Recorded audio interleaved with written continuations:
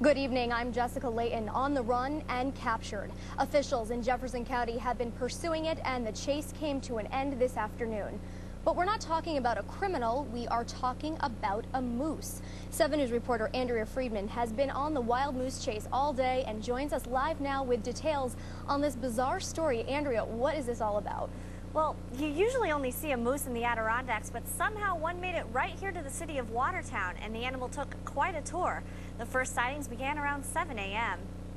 I looked across the field, which I'm wont to do, and I see this magnificent animal with tremendous, big as a horse, with tremendous antlers.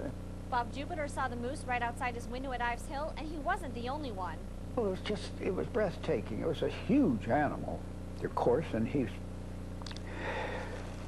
I would say that his antlers at least covered the span of my arms. Before Watertown City Police and the DEC could catch up with him, the moose was gone, leaving only tracks like those left at Victoria Keister's house, but she wasn't sure what she saw.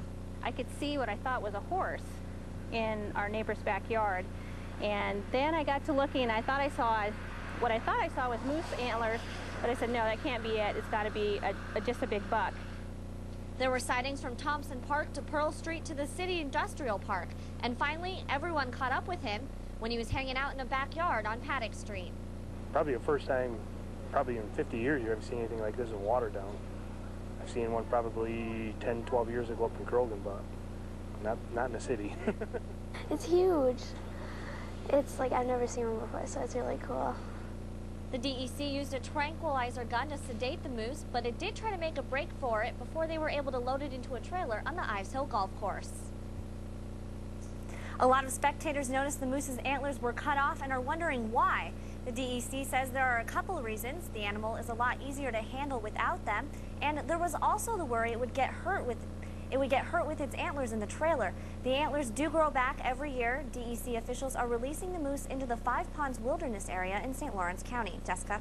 Andrea, I want to ask you, there were some reports of a moose on the run in Lewis County yesterday. Is this the same moose that we're talking about? Well, that moose was seen just outside of Louville, and the DEC says it may or may not be the same moose, but it's a very good possibility.